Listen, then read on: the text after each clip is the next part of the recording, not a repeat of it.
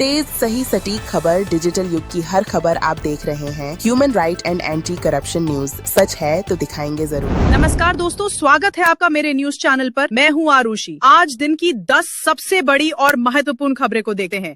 PM Modi का Japan दौरा और अहम समझौते। प्रधानमंत्री नरेंद्र मोदी का जापान का 2 दिवसीय दौरा भारत और जापान के बीच संबंधों को नई ऊंचाई पर ले गया है। जापान के पीएम शिगेरू इशिबा के साथ हुई उनकी मुलाकात में दोनों देशों ने कई महत्वपूर्ण क्षेत्रों में सहयोग बढ़ाने पर सहमति जताई। इस दौरे का मुख्य आकर्षण सेमीकंडक्टर, अंतरिक्ष और रक्षा क्षेत्र में हुए 9 अहम समझौते हैं। इन समझौतों में सबसे खास बात यह है कि जापान अब भारत के चंद्रयान को अपने रॉकेट से लॉन्च करने में मदद करेगा, जिससे भारत की अंतरिक्ष क्षमता में और भी वृद्धि होगी। इसके साथ ही जापान ने 5 लाख भारतीयों को नौकरी देने की भी सहमति दी है, जिससे भारत के युवाओं के लिए रोजगार के नए अवसर खुलेंगे। पीएम मोदी ने अगले 10 सालों के लिए भारत जापान के बीच सहयोग का एक रोड मैप भी पेश किया है, जिसमें तकनीक, अर्थव्यवस्था और सुरक्षा को प्राथमिकता दी गई है। भारतीय अर्थव्यवस्था में 7.8% का शानदार उछाल। भारतीय अर्थव्यवस्था ने चालू वित्त वर्ष 2025 से 26 की पहली तिमाही अप्रैल से जून में 7.8% की जोरदार वृद्धि दर्ज की है। यह वृद्धि दर पिछले 5 तिमाही में सबसे अधिक है और भारतीय रिजर्व बैंक (आरबीआई) तथा अन्य वित्तीय एजेंसियों के पूर्वानुमानों से काफी बेहतर है। इस वृद्धि में सबसे बड़ा योगदान घरेलू मांग, मैन्युफैक्चरिंग और सर्विस सेक्टर का रहा है। कृषि क्षेत्र में भी अच्छी प्रगति हुई है। यह आंकड़ा ऐसे समय में आया है जब वैश्विक अर्थव्यवस्था मंदी और अनिश्चितता का सामना कर रही है, जिससे भारत की आर्थिक स्थिरता और मजबूती का पता चलता है। विशेषज्ञों का मानना है कि यह गति आगे भी बनी रहेगी, जिससे देश की आर्थिक स्थिति और मजबूत होगी। ट्रम्प को टैरिफ पर अदालत से बड़ा झटका। अमेरिकी राष्ट्रपति डोनाल्ड ट्रंप द्वारा लगाए गए कई आयात शुल्कों टैरिफ को एक अमेरिकी अपील अदालत ने अवैध घोषित कर दिया है। यह फैसला ट्रंप प्रशासन के लिए एक बड़ा झटका माना जा रहा है, क्योंकि उन्होंने इन शुल्कों को अमेरिका की अर्थव्यवस्था को मजबूत करने का एक तरीका बताया था। अदालत ने कहा कि ट्रंप ने इन शुल्कों को लगाने के लिए कानूनी प्रक्रिया का सही ढंग से पालन नहीं किया। हालांकि ट्रंप ने इस फैसले को पक्षपातपूर्ण बताते हुए कहा है कि ये शुल्क अभी भी लागू रहेंगे। यह फैसला ऐसे समय में आया है जब अमेरिका और भारत के बीच व्यापार संतुलन पर भी चर्चा हो रही है। जम्मू कश्मीर में भूस्खलन और भारी तबाही। जम्मू कश्मीर के रियासी में हुए एक दुखद भूस्खलन में एक ही परिवार के 7 लोगों की मौत हो गई। मरने वालों में पति पत्नी और उनके 5 बच्चे शामिल हैं। इसके अलावा जम्मू कश्मीर के रामबन में भी बादल फटने से भारी तबाही हुई है, जिसमें 3 लोगों की मौत हो गई और कई घर मलबे में दब गए। स्थानीय प्रशासन और एसडीआरएफ की टीमें राहत और बचाव कार्यों में लगी हुई हैं। यह घटनाएं जम्मू कश्मीर में मॉनसून के दौरान होने वाली प्राकृतिक आपदाओं की गंभीरता को दिखाती हैं। पंजाब और हिमाचल में बाढ़ का कहर। पंजाब और हिमाचल प्रदेश में पिछले कुछ दिनों से हो रही भारी बारिश और बाढ़ ने स्थिति को बेहद गंभीर बना दिया है। पंजाब के पठानकोट और फिरोजपुर में कई गाँव पानी में डूब गए हैं, जिससे 1.5 लाख एकड़ से अधिक धान, गन्ना और मक्के की फसलें बर्बाद हो गई है। भारतीय वायु सेना और एनडीआरएफ की टीमें बचाव कार्यों में लगी हुई हैं। यह बाढ़ 37 साल में सबसे भयानक मानी जा रही है। वहीं हिमाचल प्रदेश के चंबा में भूस्खलन से 11 लोगों की मौत हुई है। दिल्ली में यमुना नदी उफान पर, बाढ़ का खतरा। दिल्ली में यमुना नदी का जलस्तर खतरे के निशान से ऊपर बह रहा है, जिससे आसपास के इलाकों में बाढ़ का खतरा बढ़ गया है। निचले इलाकों में रहने वाले लोगों को सुरक्षित स्थानों पर पहुँचाया जा रहा है। मौसम विभाग ने दिल्ली एनसीआर में बारिश का येलो अलर्ट जारी किया है, जिससे नदी के जलस्तर में और वृद्धि की संभावना है। सरकार और आपदा प्रबंधन टीमें स्थिति पर कड़ी नजर रख रही हैं। रूस यूक्रेन युद्ध में नया मोर्चा। रूस और यूक्रेन के बीच चल रहे युद्ध में एक नया मोड़ आ गया है। रूस ने समुद्री ड्रोन से हमला करके यूक्रेन के सबसे बड़े युद्धपोत को डुबो दिया है। इस हमले के बाद दोनों देशों के बीच तनाव और बढ़ गया है और युद्ध में एक नया मोर्चा खुल गया है। यूक्रेन ने इस हमले की निंदा की है और जवाबी कार्रवाई करने की धमकी दी है। इस घटना से पश्चिमी देशों में भी चिंता बढ़ गई है। एशिया कप हॉकी में भारत की जीत। भारतीय पुरुष हॉकी टीम ने मलेशिया में चल रहे एशिया कप में अपने पहले मैच में चीन को 4-3 से हरा दिया है। भारतीय टीम के लिए यह एक शानदार शुरुआत है। इस मैच में टीम के कप्तान हरमनप्रीत सिंह ने शानदार प्रदर्शन करते हुए 3 गोल किए और अपनी टीम को जीत दिलाई। यह जीत टीम के आत्मविश्वास को बढ़ाएगी। दिल्ली के कालकाजी मंदिर में विवाह विवाद। दिल्ली के प्रसिद्ध कालकाजी मंदिर में प्रसाद को लेकर हुए एक मामूली विवाद ने एक दुखद मोड़ ले लिया। इस विवाद के बाद एक सेवादार की कुछ लोगों ने पीट कर हत्या कर दी। पुलिस ने इस मामले में एफआईआर दर्ज कर ली है और आरोपियों की तलाश कर रही है। यह घटना धार्मिक स्थलों पर बढ़ती हिंसा को दर्शाती है। मराठा आरक्षण आंदोलन जारी। महाराष्ट्र में मनोज जरांगे के नेतृत्व में मराठा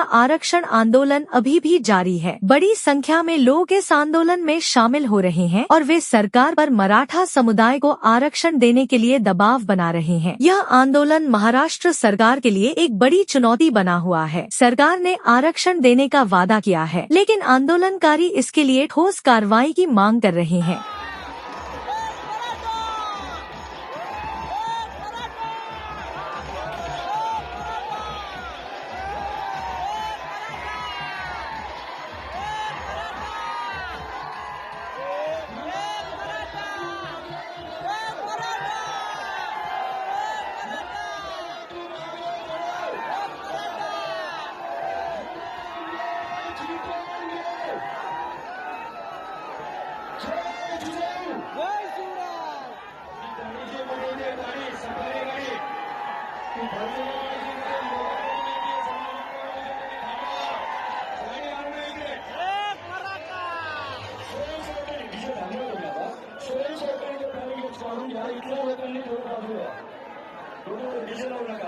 सर्वांनी